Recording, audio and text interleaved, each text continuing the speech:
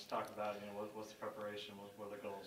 Yeah, bye week, coming off a tough game against Jacksonville State, credit to Coach Kelly, his staff did a great job. It was a very electric atmosphere there.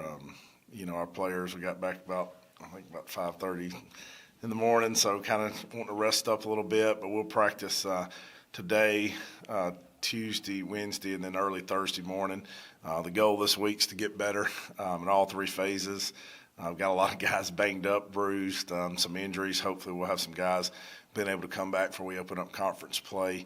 But the main goal is just to try to improve in all facets. We got to get better blocking. We got to get better tackling, execution, third downs. A lot of areas that we're going to challenge our guys to get better at this week and try to come back a little more refreshed and healthy.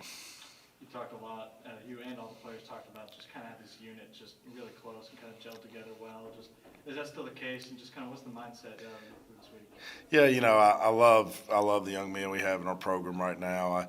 After a tough loss at Jacksonville State, we had freshmen and whether it's Juwan Northern or AJ Shadid literally cleaning up the locker room and whether it was the buses after the game and picking up all the trash and just a lot of guys that we constantly tell them don't get tired of doing what's right, and we got a lot of guys doing the right stuff. And unfortunately, we haven't had the results we've wanted on the scoreboard yet, but I feel like we're a better football team than we were week one.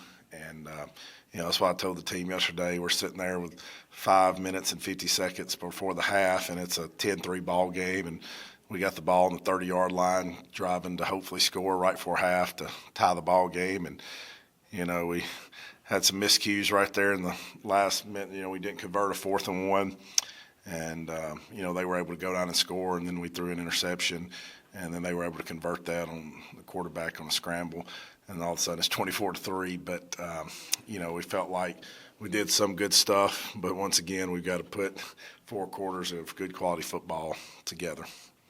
What's the biggest difference of where the team is right now as compared to where they were at this time of the season last year?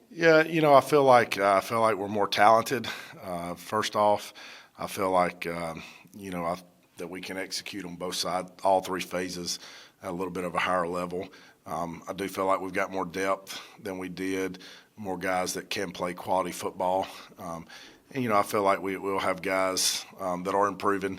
We had a lot of true freshmen play the other night, and still some guys playing their 4th football game of their college career, even though they've been part of a college program. So, still some growing pains there. But defensively, I was really proud of. We got 3 and out. The first 3 possessions, we had 3 and out. And when we kind of got after we played 50, 60-plus plays, some guys got a little tired and winded, and you don't quite bend good enough, and you don't quite get low enough tackle, and and some missed assignments. So we gotta find some more guys that we feel like can play more quality reps for us on defense.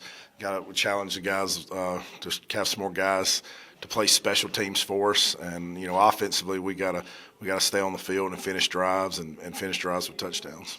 You got some smash mouth football coming up, man. Just kind of wanting to rest those guys a little more and just talk about that matchup. Yeah, we got South Dakota coming up, who, I think they were preseason number 4, still a top, 15 team right now. They are very talented, as we know, well coached. So we're going to have a big challenge this week. It'll be nice to get an early start on game preparation for them, having to go up there and play. Once again, a tough road trip, but our guys, I tell them, we just set your jaw and go. And that's one thing I love about this team. There's no quit, and I think guys really enjoy playing. I think they believe we can win, and like you said, we just got to keep working. And I kind of compare it to chopping a tree down. I tell them the only thing we can control is sharpening the axe and building up the muscles, and constantly each week. That's kind of been our goal. So establishing this team's identity, just what do you want that to be kind of going forward? Yeah, I think the one, I was telling our guys, the standard is going to do nothing but raise. And, I think anytime we go out there and play is, number one, we want to play a good, tough brand of football, where we're not giving the opponent anything, and you're going to have to earn yards, and offensively that we can run the ball. I think you've got to be able to run the football in this league, and we've had spurts. We've run it good this year, but not good enough. And I think that kind of sets up your passing game, whether it's nakeds or run action, things like that. And we've had Ja'Kalen Carter hopefully be back for South Dakota, our leading receiver from last year. Not having him the last 2 weeks has been tough. And, Jim Ogle, our starting quarterback, he was really banged up, not able to practice coming off a slight concussion. And we had some upper body injuries from the Southeast Louisiana game. So he was probably on about 50 or 60% Georgia State and probably only about 70 or 80% this past week against Jacksonville State. So hopefully we can get him back healthy. Dylan Rousey, our starting safety, leading tackler, he wasn't able to practice a lot going in the Jacksonville State game with a foot injury. So hopefully he'll be back, closer. But, credit to, him and Cannon McCulley, a lot of guys we had playing injured the other night. And, we had some guys have to step up and play. But, Jaquan Redfern, one of our better defensive linemen, was out against Jacksonville State as well. So hopefully be able to get him back against South Dakota would be great.